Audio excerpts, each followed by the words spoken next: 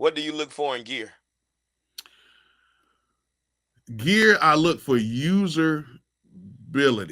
It has to be the ability for me not to even pick up a manual for me to use it. And it has to have certain functions that work in my particular workflow. My particular workflow is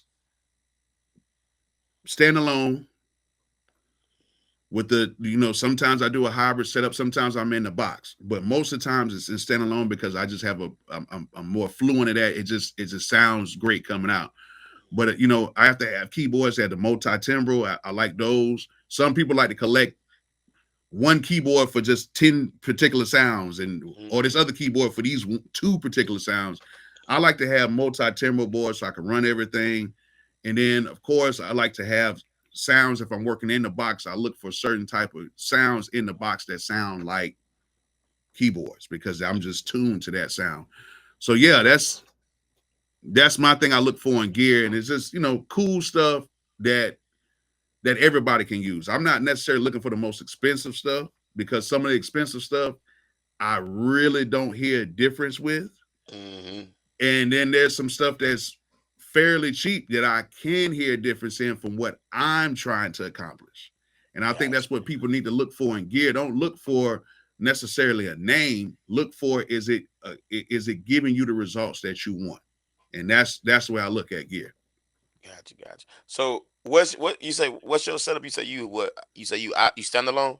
Standalone, mostly standalone. Mostly, I would say right now 65 to 70% standalone. Mm-hmm. And the other times in the box, like a lot of times, my guy who actually has a label imprint over at Warner, he just signed a guy in there looking for a remix, so he sent me over the stems for that. It just made more sense to make it inside the box than to do it on the MP because I've done remixes and stuff like that on the MP, but a lot That's of a lot. times Yeah, that's a lot. That's a you just lot. got to sample the hook. Then once you sample the hook, then you take the other verse and put it like that. It's just best to go inside the box, go in the studio one, make the beat, and then what I do from there a lot of times is I may redo the drums or something like that on the MP and then put it back in there, or you Mm-hmm. know Yeah, do like some spot work. do like some spot work every now and then on kind of like a little hybrid setup. So Studio One, that's your main dog. That's what you're using. Right now, I am using Studio One more than Logic. Now, Logic. I made all my hit records on Logic and on the MPC, but Studio One right now is really good. The sampler isn't where it needs to be at, but if Studio One had Logic sampler and if Logic had Studio One's workflow, it would be crazy. Nah, Logic used to be my shit, man. Especially when I was like in high school. But like I got back on Reason, and I've been stuck on that. But Reason easy to like sync up like the MPC and the Oh ASR yeah, and yeah. all that. Like them other like Logic, they make it a pain in the ass to like sync up all that stuff with like the clock because you got to make that environment and all that shit. Ain't nobody got time for all that. Yeah, I was talking to somebody about the other day, and I had to sync up my keyboard and stuff with Studio One and with Logic because it was like a note missing issue thing that they had going on. But then when I synced it up, I was like, nah, it's fine. But I can get most of these programs working really fast because you got to think I was doing it when you had to sync it up with Pro Tools back in the day.